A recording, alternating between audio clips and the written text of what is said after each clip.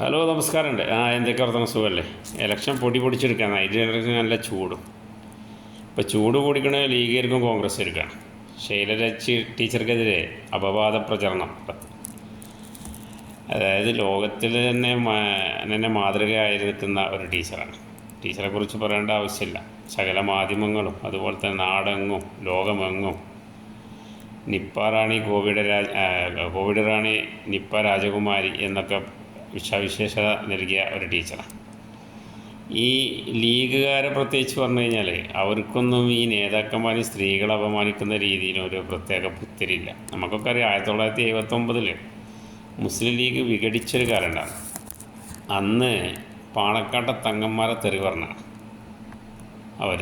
അന്ന് പൂക്കോയ തങ്ങൾ അവരൊക്കെ തെറി പറഞ്ഞ ആളുകളാണ് അവരൊക്കെ.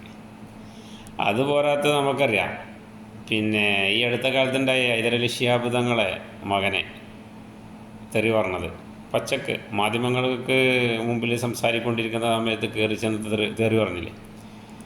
കാന്തപുരം AP അബൂബക്കർ മുസ്ലിയാരെ, ഈ അടുത്ത കാലത്ത് സംസ്ഥാന നേതാവ് ജിഫ്രി മുത്തുക്കോയ തങ്ങളെ, ഇതൊക്കെ ലീഗുകാർ പറയുന്നതാണ്.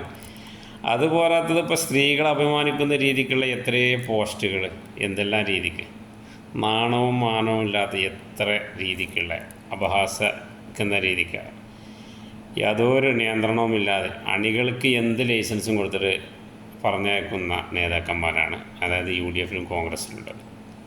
തോൽക്കുമെന്ന് തോന്നുമ്പോൾ ഞെറികെട്ട പ്രചാരണം നടത്തും. അവസാനത്തെ അറ്റ കൈയാണ്.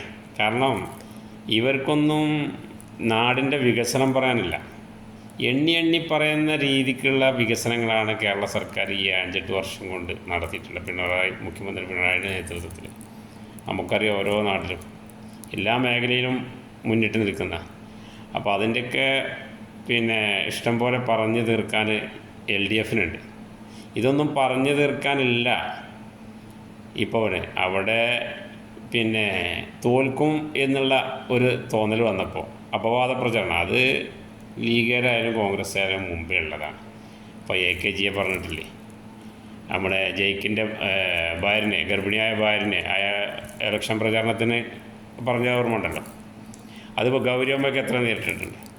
അതൊക്കെ പച്ചയ്ക്ക് യാതൊരു ഉളുപ്പില്ലാതെ പറയുന്ന ഒരു രീതി സമ്പ്രദായം ലീഗുകാർക്ക് പ്രത്യേകിച്ചുണ്ട്. അത് നമുക്കറിയാം. അവരവരുടെ നേതാക്കന്മാരെ തന്നെ ഇഷ്ടം പോലെ പറഞ്ഞാൽ കേൾക്കാത്ത അണികളാണ് ലീഗുകാർക്ക്.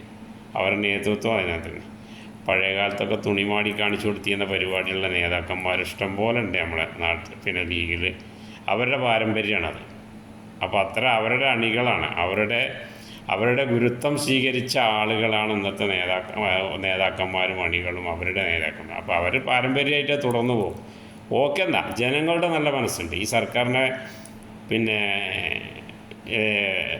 തോളിലേറ്റ് നടക്കുന്ന ഈ സർക്കാർ ചെയ്യുന്ന സേവനങ്ങൾക്ക് ഉത്ബോധമുള്ള നല്ലവരായ നാട്ടുകാർ ജനങ്ങളുണ്ട്. അപ്പോൾ അതുകൊണ്ട് കേരള ജനത ഈ 20 സീറ്റിലും LDFന് തന്നെ നൽകും. അത് ഓക്കെയാണ്. അതിനിപ്പോൾ എന്ത് അപവാദ പ്രചരണം നടത്തിയാലും ശരി, ഓക്കെ എന്നാ.